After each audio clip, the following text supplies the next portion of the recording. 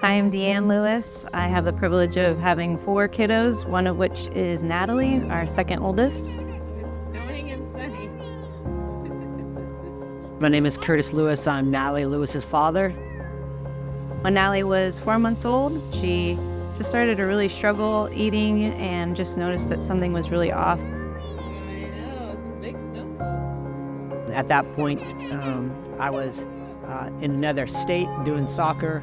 I'm a university soccer coach, or was, and had to fly back. And Natalie was taken by ambulance to the hospital, and her lungs were filling up with blood and everything like that because her heart rate was in the high 200s. And finally was diagnosed with supraventricular tachycardia, which just means her heart goes into a really aggressive rhythm and was at about 280 beats per minute. And that was our first kind of go at this whole thing of knowing that our daughter had a little bit of an issue. Hi, my name is Sally, and I'm gonna play Rainbow Go Away and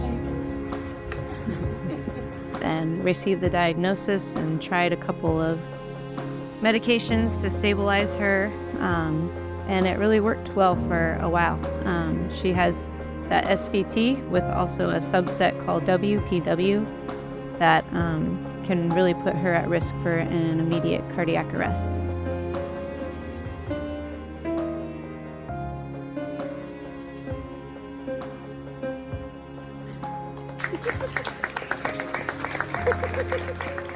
At that point, we were able to do some pharmaceuticals in order to take care of the high heart rate.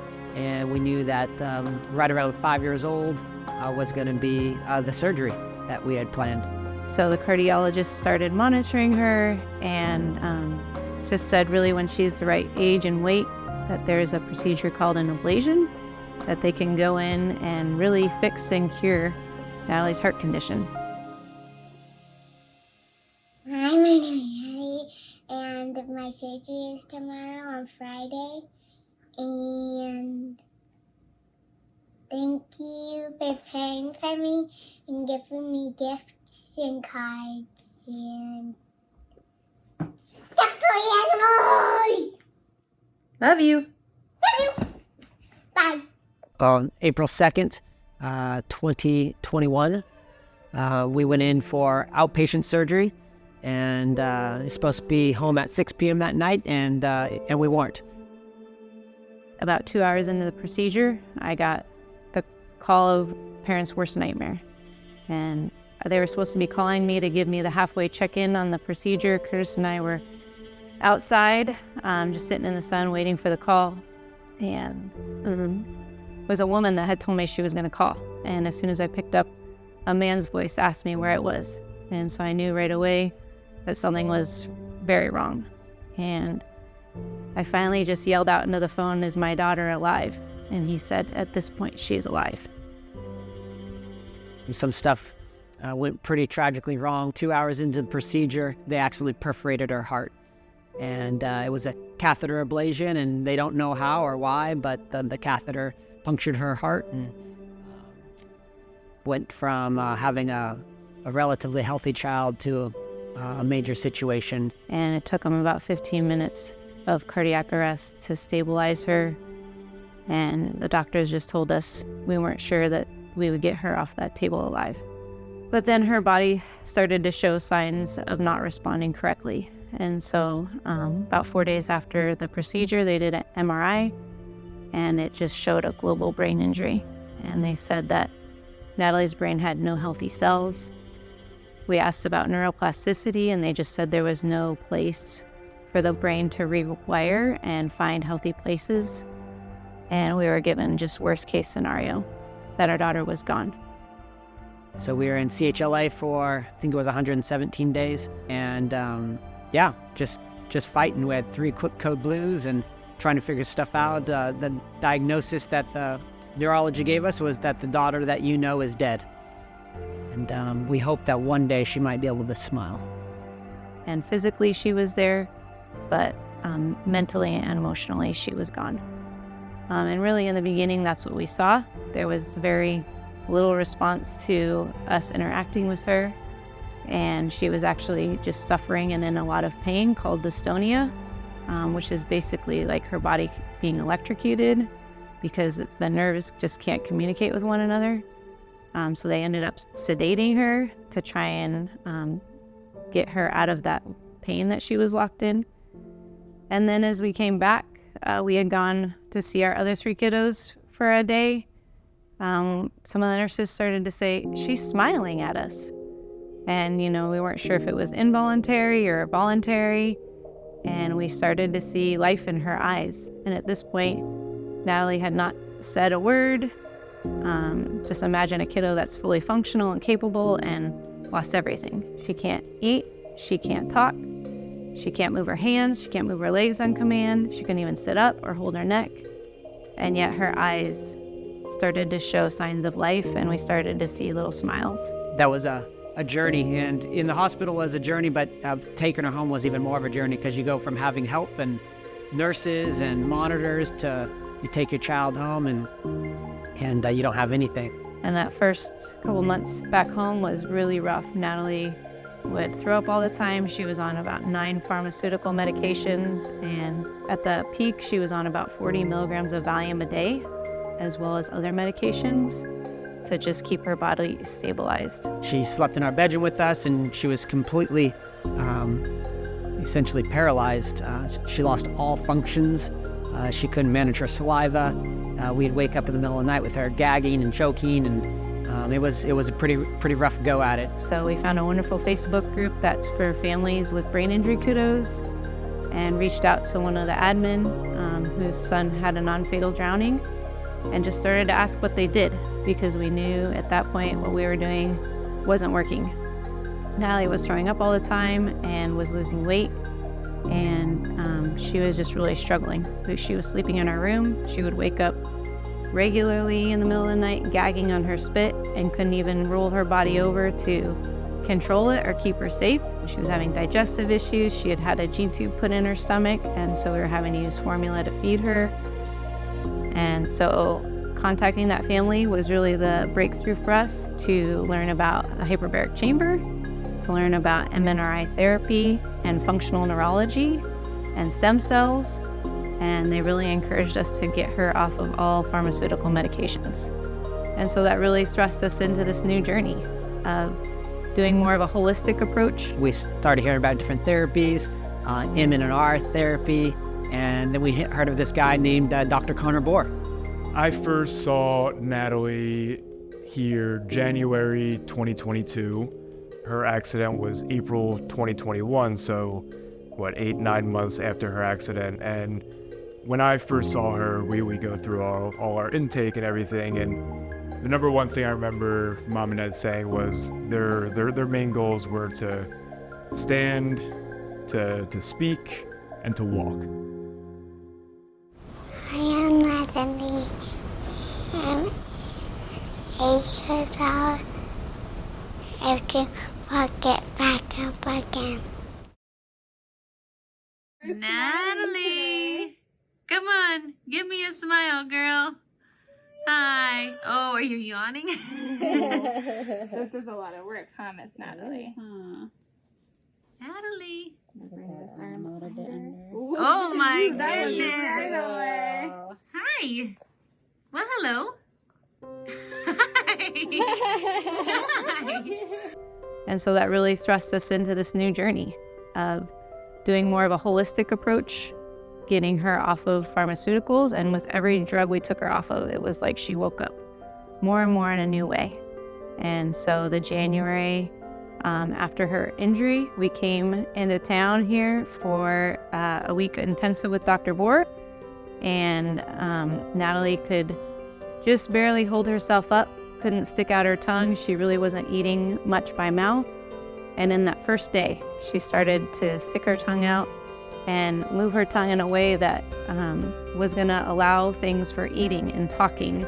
And within that first week, we were able to do that. She was able to lick ice cream, to give a thumbs up at the picture at the end, which was pretty awesome. So getting here to Neuroactive has been amazing. When Natalie first got her vestibular balance, she was not able to walk. We were carrying her. She couldn't talk at all. And the first day that we were here, worked with the Resimax and was able to get her tongue for the first time to get out of her mouth, which was huge. And with that, with a combination of the stem cell therapy from Dr. Perforated and the hyperbaric chambers, when we got back after the first session, she started talking again. Baby babble to start with, but it was a crazy time when we thought our 2-year-old was talking, and it was actually Natalie, our 6-year-old.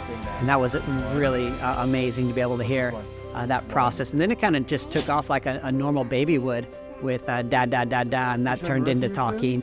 And so we started working on just her breaths and being able to take a bigger breath in order to do that. So that was an amazing thing. Cold laser therapy, getting here and doing that, seeing that, just really started creating a home plan that we do every day, and being able to work through that kind of stuff. She's talking, and she's back in school. She started to read at a first grade level, and just kind of doing basic stuff. She's now 8, and now that we're here for this intensive, she's really started to walk more on her own as they work on her balance. Just the situation of being able to be in a place where she feels comfortable.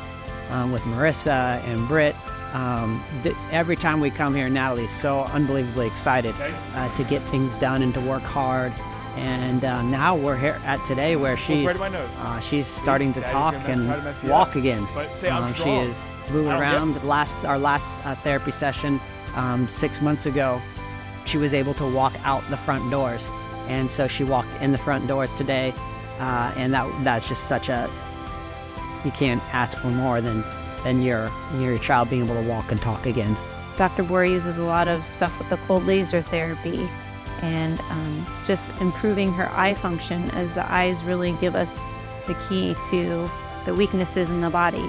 So working on the eye movement and the coordination, and just helping Natalie feel more stable and functional in what she can do in her everyday life. Why are you messing up my hair so much? I have a long day of seeing patients today. You can't just mess my hair up. Huh? You're fixing it? Okay. What exercise do you want to do? So Natalie came into my life, our practice was in its infantile stage still, and it's just so amazing to be able to be a part of her team, and I'm extremely blessed to be able to work with Natalie along in this journey, along with other practitioners that she's working with. Mom! Good. How many fingers? Don't throw it yet. How many fingers?